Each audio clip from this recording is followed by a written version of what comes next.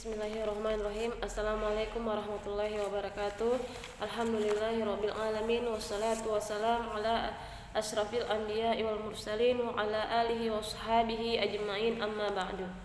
Pertama-tama marilah kita panjatkan puji dan syukur atas kehadirat Allah Subhanahu wa taala, karena berkat rahmat dan hidayahnya lah sehingga hari ini kita masih diberi kesehatan. Dan tak lupa pula kita kirim salam dan salawat kepada Nabiullah Muhammad sallallahu alaihi wasallam, Nabi yang telah membawa kita dari alam kegelapan menuju alam yang terang benderang.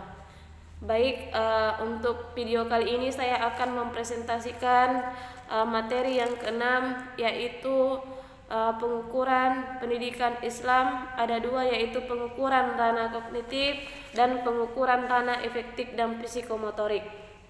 Baik, pada pengukuran ranah kognitif. Pengukuran ranah kognitif ini adalah ranah yang mencakup kegiatan mental fisik. Menurut Bloom, segala upaya yang menyangkut aktivitas otak adalah termasuk ke dalam ranah kognitif. Jadi segala yang menyangkut dengan aktivitas otak itu termasuk dalam ranah kognitif. Ranah kognitif ini juga berhubungan dengan kemampuan berpikir, termasuk di dalamnya kemampuan menghafal, memahami, mengaplikasi, menganalisis, mensintesis, dan kemampuan mengevaluasi.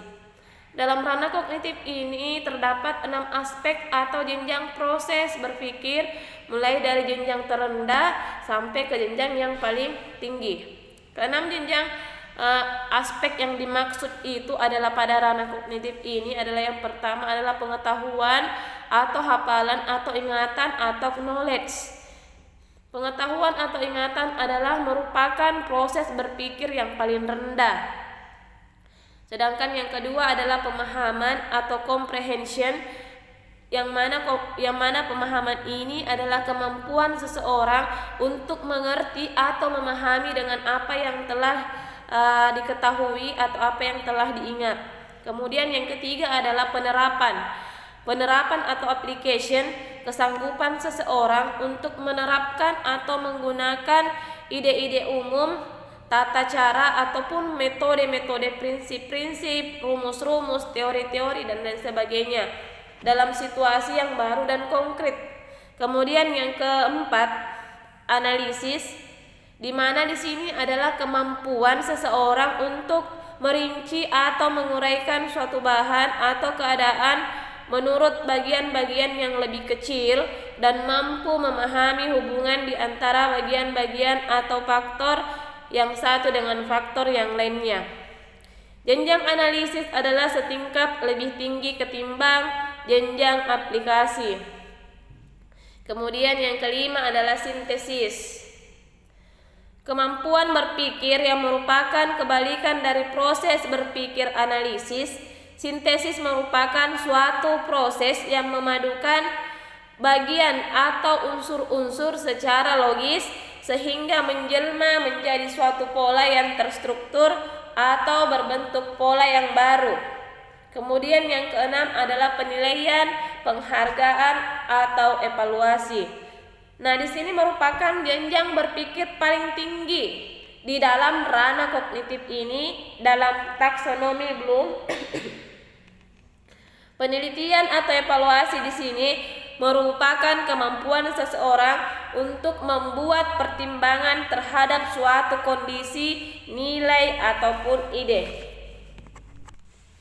Kemudian pengukuran yang kedua adalah pengukuran ranah efektif dan psikomotorik. Afektif ini merupakan karakteristik atau unsur efektif yang diukur. Ia bisa berupa minat, sikap, motivasi, konsep diri, nilai, apresiasi dan sebagainya. Pengukuran afektivitas ini harus pula menyediakan pernyataan kondisi dalam kompetensi atau tujuannya yang menunjukkan terjadinya perilaku, yaitu berupa sejumlah preferensi atau pilihan yang disediakan bagi siswa. Teknik pengukuran afektif dapat dilakukan dengan berbagai ragam.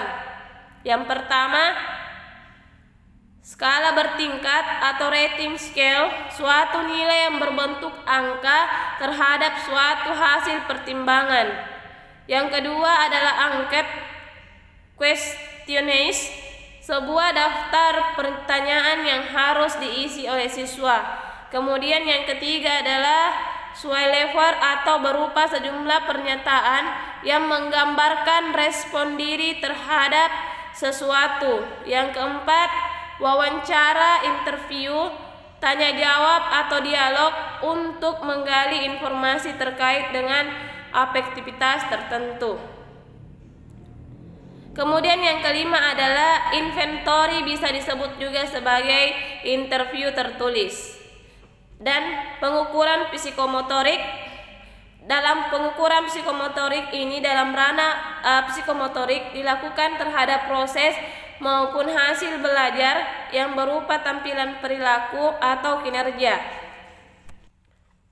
Menurut Anthony Genitko, untuk mengukur gerak motorik ada dua pendekatan. Yang pertama, pengamatan dan pengukuran pada saat proses berlangsung. Kemudian yang kedua adalah pengamatan dan pengukuran pada hasil gerakan motorik. Pendekatan pengukuran proses memerlukan kecermatan dan konsentrasi serta waktu yang relatif lama. Jadi inilah pemaparan dari materi yang keenam, yaitu pengukuran pendidikan Islam, yang ada dua, yaitu pengukuran ranah kognitif dan pengukuran ranah efektif dan psikomotorik. Sekian, wassalamualaikum warahmatullahi wabarakatuh.